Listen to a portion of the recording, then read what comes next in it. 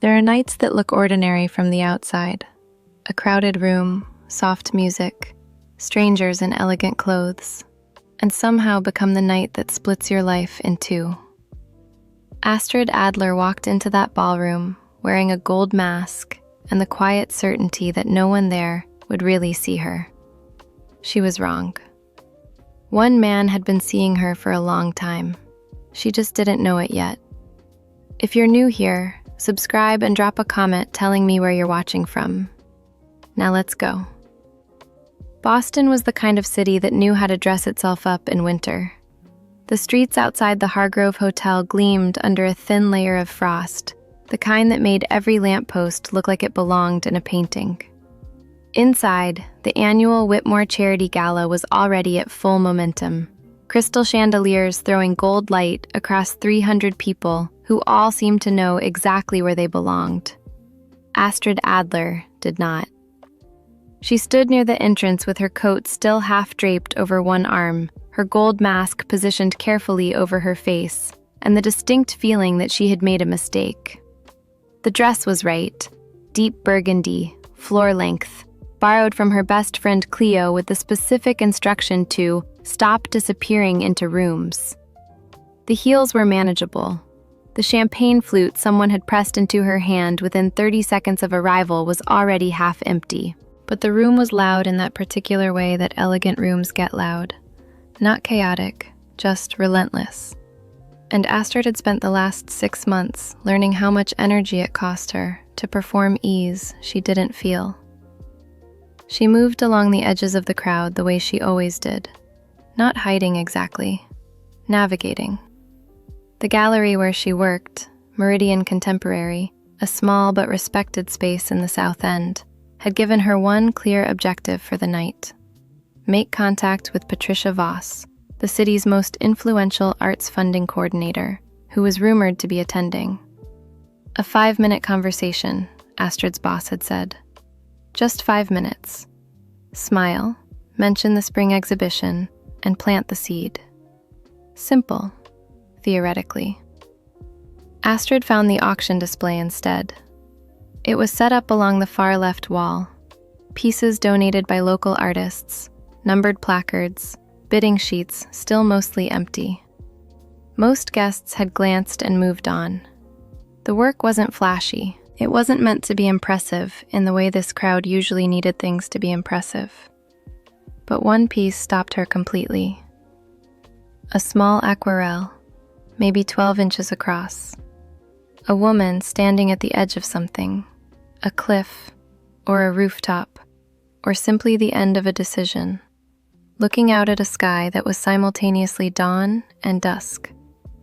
The brushwork was loose, almost careless, but the stillness of the figure was extraordinary.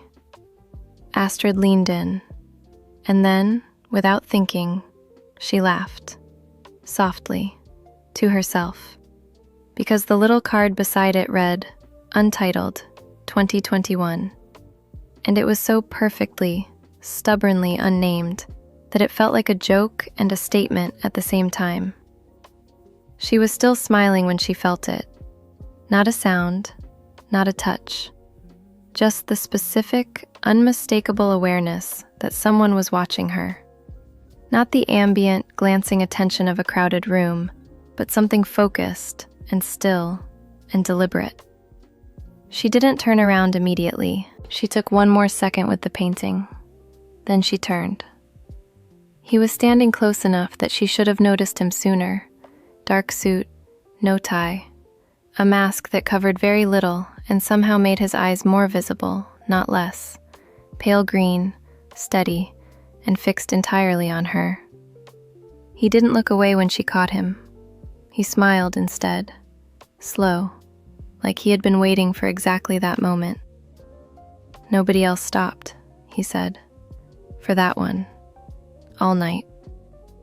Astrid held his gaze and said nothing for exactly 1 beat too long. Astrid didn't answer right away. Not because she didn't have words, she had plenty, but because something about the way he said it made the words feel unnecessary. He wasn't making conversation, he was making an observation. There was a difference, and she felt it. "Most people come to these things to be seen," she said finally, keeping her voice even. "Not to see." He tilted his head just slightly, the way someone does when they've heard something they weren't expecting. "And which one are you here to do?" She almost smiled. "Neither, honestly."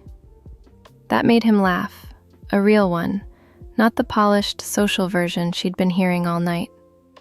It was quiet and a little surprised, and it did something inconvenient to the steadiness she'd been maintaining since she walked through the door. His name, she didn't know yet. He hadn't offered it, and something about the masked anonymity of the room made asking feel like breaking a rule neither of them had agreed to out loud, so she let it sit. He moved to stand beside her instead of in front of her, which shifted the dynamic in a way she noticed immediately. Less like being approached, more like being joined. They both looked at the painting. "She doesn't know if she's about to jump or step back," he said quietly. "That's why it works." Astrid looked at the figure in the aquarelle, that small, still silhouette at the edge of everything. "Maybe she's not deciding either one," she said. "Maybe she's just standing there because it's the only place where both options still exist." He was quiet for a moment. When she glanced at him, he was looking at her, not the painting. She looked away first. The orchestra shifted into something slower then, the kind of tempo that changes the pressure in a room without anyone acknowledging it. Around them, couples drifted toward the floor. Astrid became suddenly, inconveniently aware of how close he was standing. Not inappropriately close, just close enough that she could catch the faint warmth of him through the cool air of the venue. "Dance with me," he said. It wasn't quite a question. It wasn't a command either. It landed somewhere in between, an invitation that assumed she might say yes, but left the door fully open. Astrid knew she should find Patricia Voss. She knew she had exactly one job tonight, and it had nothing to do with slow dances with unnamed men in half masks. She took his hand anyway. The floor was already full enough that they settled naturally into the rhythm of the room, his hand at her waist, hers at his shoulder, the formal distance of strangers who were not, somehow, feeling very much like strangers. He led well, not showily, just with enough quiet confidence that following felt like a choice rather than a concession. She was more aware of her own body than she'd been in months, the specific weight of his hand at her back, the way the chandeliers above threw moving light across everything so that nothing felt entirely fixed or still. She thought about the painting, about standing at the edge of something with both options still open. Nolan, for his part, was doing the thing he did when he needed to stay composed. He focused on something small and specific. Right now, it was the way she held her shoulders, slightly braced, like someone who had learned to take up exactly the right amount of space and no more. He recognized it. He'd spent years around people performing ease, and she wasn't performing anything. She was simply, quietly, trying to get through the night. He found that more disarming than anything deliberate ever could have been. He didn't know yet why she felt familiar. He just knew that she did. They danced through 2 songs without either of them suggesting they stop. Astrid noticed this, the way you notice something that should feel strange, but doesn't. Quietly, with a small internal flag that she chose to ignore. The room moved around them. Glasses clinked. Somewhere near the back, a man laughed too loudly at his own joke. But here, in the particular radius they had created without discussing it, things were slower, more deliberate. He asked her what she did, and she told him about Meridian, the gallery, the small staff, the spring exhibition they were building around emerging New England artists. She kept it brief, the way she always did when talking about work in rooms like this. where what you did was usually the first thing people used to decide how much attention you deserved. He didn't do that. He asked a follow-up question, a real one. Not, "Oh, how interesting," but, "What makes you choose an artist nobody's heard of yet?" And Astrid, who had not planned to actually talk to anyone tonight, found herself answering honestly. "Because they're still making work for the right reasons," she said, "before the market gets to them." He was quiet for a moment, turning that over. And after? The market gets to them, and then what? Then they make different choices, some of them better, some worse, but it's never quite the same. His hand at her waist shifted, barely, just a fraction of an inch, and the small adjustment sent a pull of warmth through her that she absolutely did not acknowledge out loud. "You sound like someone who's watched it happen more than once," he said. "A few times," she admitted. "It's not tragic, just real." He nodded slowly, and she had the strange sensation that he understood exactly what she meant. Not intellectually, but from somewhere more specific. Like he'd watched something similar happen in a different context and filed it away with the same quiet resignation. She wanted to ask him what he did. She didn't. There was something about the balance of not knowing that felt worth preserving a little longer. Around 11, Cleo appeared at the edge of the dance floor with an expression Astrid recognized from 100 situations. Eyebrows slightly raised, the ghost of a smile. The look that meant she was cataloging everything and would want a full debrief within the hour. Astrid gave her the smallest possible shake of her head. Cleo's smile widened, and she disappeared back into the crowd. "Someone checking on you?" he asked. He'd noticed. Of course he had. "My friend," Astrid said. "She's under the impression that I need supervision at social events." "Do you?" There was something in the way he asked it, not teasing exactly, but warm, like he already suspected the answer and found it more endearing than he intended to. "Only when I'm about to do something inadvisable," she said, and immediately wondered why she'd said it like that, because it implied this was inadvisable, and saying that out loud named something she'd been carefully not naming. He didn't pull back. If anything, the hand at her waist settled with just slightly more intention, present, steady, not demanding anything, just there. Nolan was having a harder time staying neutral than he was showing.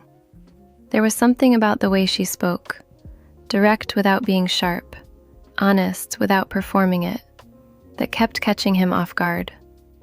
He was used to conversations that moved in predictable directions. This one kept turning corners he didn't see coming. And underneath all of it, something older was pulling at him, a familiarity he couldn't place yet, like hearing a song you know but can't name. The melody was right. He just couldn't find where he'd heard it before. The third song ended. Neither of them moved. The orchestra moved into something new, and they moved with it. The decision made without words, which somehow made it feel more deliberate than if either of them had spoken. Astrid was aware, in a low and steady way, that she had completely abandoned the idea of finding Patricia Voss. The thought arrived without much guilt, which told her something she wasn't quite ready to examine. The evening had shifted around her without her permission, and the strangest part was that she didn't mind. They had drifted slightly apart during the pause between songs, the natural reset of two people remembering where they were.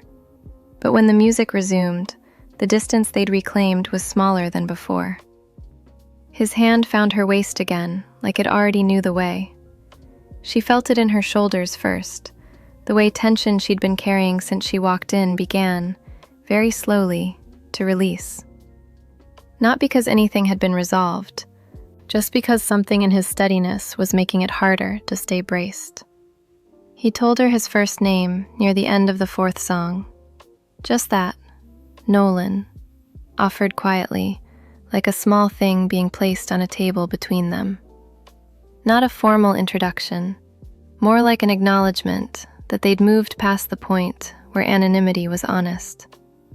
She gave him hers in return. Astrid. He repeated it once, not out loud, just the way his expression shifted slightly. Something registering, something almost like recognition crossing his face before he smoothed it back to neutral. She noticed, but didn't know what to do with it. "That's not a common name," he said.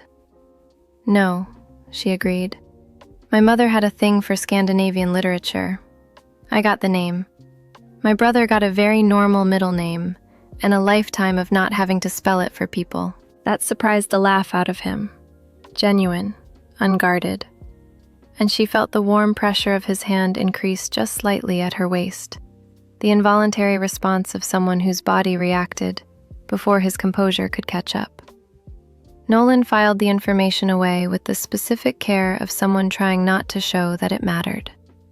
Astrid, Scandinavian, a brother, a mother who read.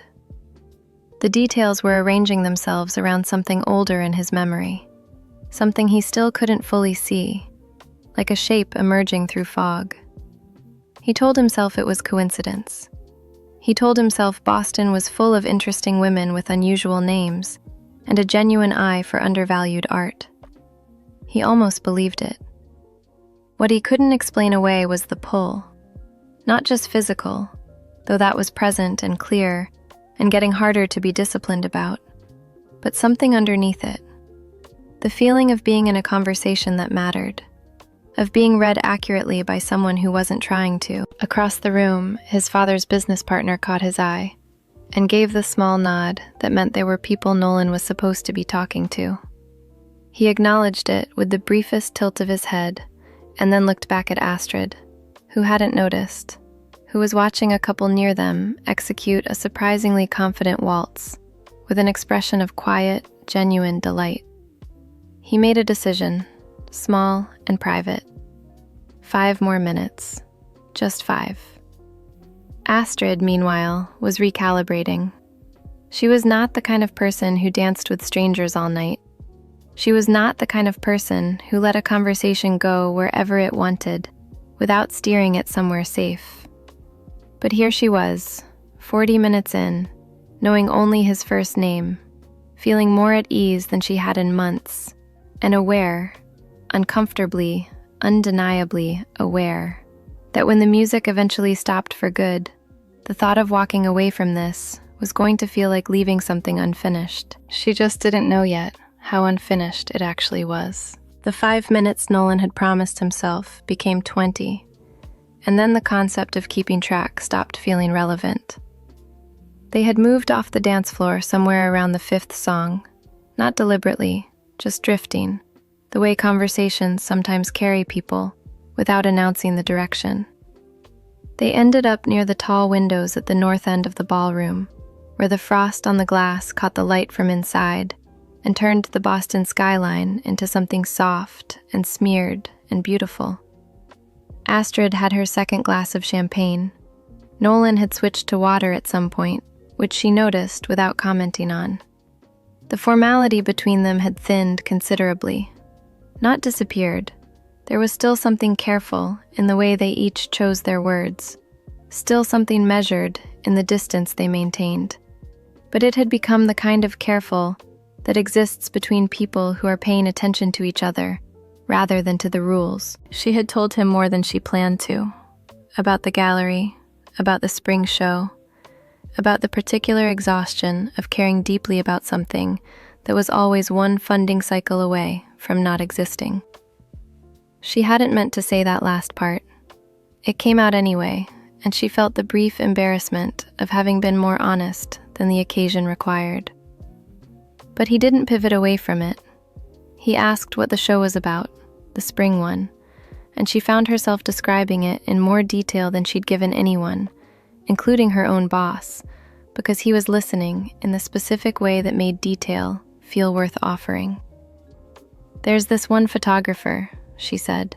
"She shoots interiors, empty rooms mostly, but the way she does it, you can feel exactly who just left. Nolan looked at her steadily. That sounds like it's about absence.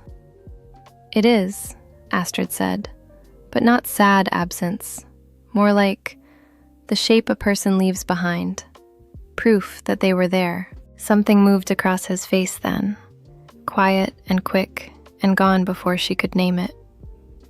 He looked out at the frosted window for a moment, and she had the impression she'd said something that landed closer than she'd intended. She didn't push. They stood in comfortable silence for a moment, which was its own kind of information. The fact that the silence was comfortable at all. Outside, a light snow had begun to fall. Astrid noticed it first, the way the flakes caught the amber glow of the streetlights below, and without thinking she said, "Oh," softly, the way you do when something small is unexpectedly lovely. Nolan followed her gaze. They watched it together for a moment through the tall glass, the party continuing behind them like a separate world. His shoulder was close enough to hers that she could feel the warmth of him without contact. She was aware of it the way you're aware of something you're deliberately not reacting to, which is to say, completely. He was having a similar problem. The line of her profile against the window, the way she'd said, "Oh," like the snow, was a small gift she hadn't been expecting. He was finding it increasingly difficult to maintain the internal distance he usually kept on instinct. There was a version of this evening where he excused himself, rejoined the people he was supposed to talk to, and filed this away as a pleasant anomaly. He was aware that version existed. He was also aware, with uncomfortable clarity, that he had no real interest in it.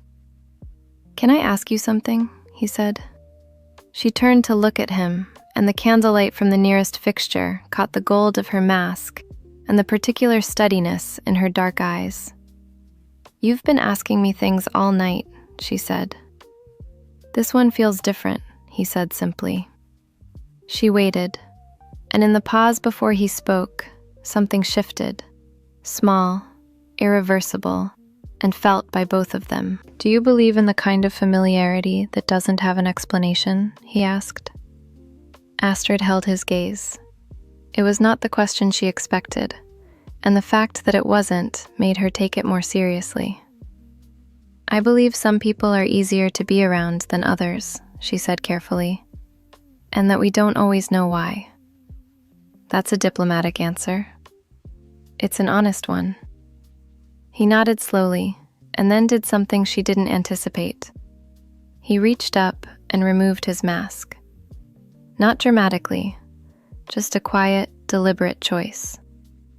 He held it loosely at his side and looked at her with nothing between them, his face open in the particular way that felt like an offering rather than a demand. He was, without the mask, even harder to look away from. Sharp jaw, a mouth that held its expression with precision, and those pale green eyes that had been watching her all night with an attention she was only now fully reckoning with. Astrid felt the shift in the air between them. He wasn't asking her to remove hers. He was simply removing his, placing himself at a disadvantage he'd chosen voluntarily, and letting her decide what to do with it. She reached up. Her fingers found the edge of the gold mask at her temple, and she pulled it free, slowly, the elastic catching slightly in her hair before releasing. The cool air of the room met her face all at once. She lowered the mask to her side and met his eyes directly, for the first time, without anything between them. Something crossed his face then that he didn't fully control. A recognition so specific and so immediate that it visibly moved through him before he could contain it. Not attraction, though that was there too. Something older. Something that looked almost like relief. "I know you," he said quietly. Not a line, not a performance. He said it the way you say something out loud that you've been thinking for an hour, because you've run out of reasons to keep it inside. Astrid's breath stalled. She searched his face, the set of his jaw, the particular green of his eyes, the way he was looking at her with the specific patience of someone who had already accepted something she hadn't caught up to yet. And then something in the architecture of his features rearranged itself in her memory. A study hall, a November afternoon. A boy who always sat 2 rows ahead and never seemed to notice her. "Nolan," she said slowly. Not a greeting, a recalibration. He nodded once. The snow kept falling outside. The party kept moving behind them. And Astrid stood very still, holding a gold mask at her side, realizing that the man who had found her in a crowd of 300 people was not a stranger at all, and that the way he was looking at her suggested he had known that from the moment she walked through the door. That was the part she didn't have an explanation for yet. You've just reached the end of part 1, and now you know what she doesn't. Not yet. If this story already has its hooks in you, let me know in the comments what you think Nolan is hiding. Rate this from 1 to 10, and if you have the nerve for part 2, you know what to do.